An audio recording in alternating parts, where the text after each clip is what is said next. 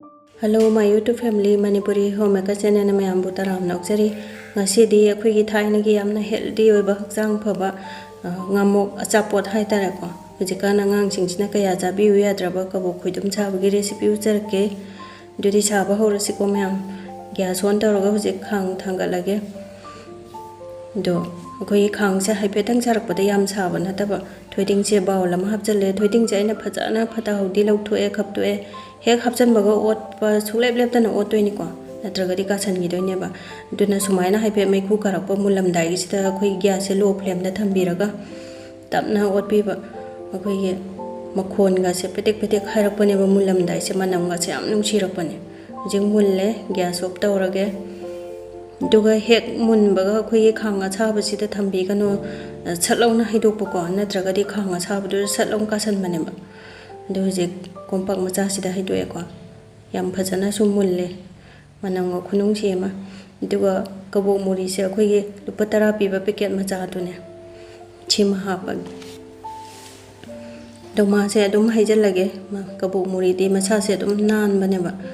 phatau di kem te yaw ta bane do hai petang yaw breng ge akhoi ge kabok muri akab do dum ma di yaw kem te yaw dre masak cham phajare duga leba hawai angoba akhoi ge maku ga do khara lokthokpa yaba lokthokre ko adu khara maga hapage do si ready da thamage aduga chini angang budong lo na ba gas on tawga khang thanga lage ko dona chini angang ba chaina mukhung khumjalaga matam khara thammu bane sumaina mahi kitang lang tho ame do chini angang ba ja hapjal lage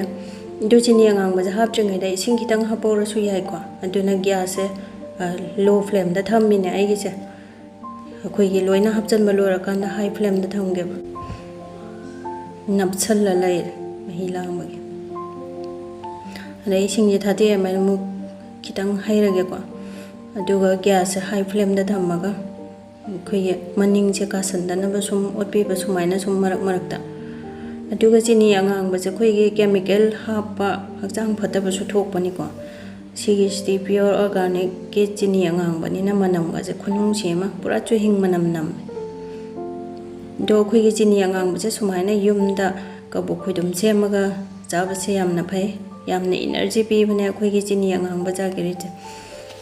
duga diabetes patient na bok jaba ya bane ba chini angang ba sidi khoi gi angau bu na yamna hakjang na soidana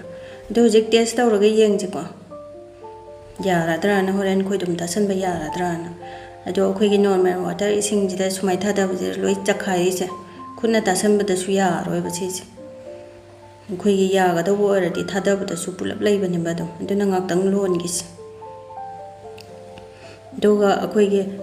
chini angang lon ba se ya ka daure se akhoi gi thaina gi ahlam chin na kamai khange da kongon milau bi na sumai na chaw chaw ba kongon ka rai se sida dum ya da ne adu ji ya ra ba yenga ji ko do thada bada su pulap lai ko jik tasan bada khutna tasan bada so dum yara ni yaw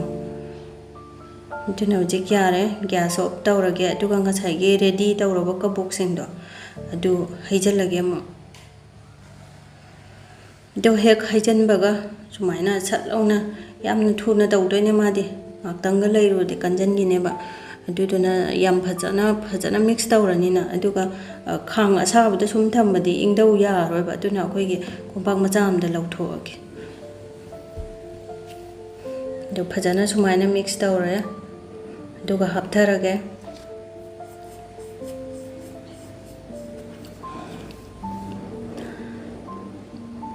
che hapta bolora khoi gi makha gi kai sidi sarangani aduga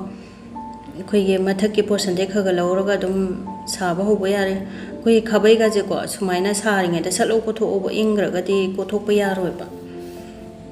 sumaina loina ko tho do ising aphaba baul macham da sumain thamaga marak marak ta khutta taina ba ko kitang tai biraga sumaina ma tasalagi yam phajana yare haipetang bai ba da dum loi napsanare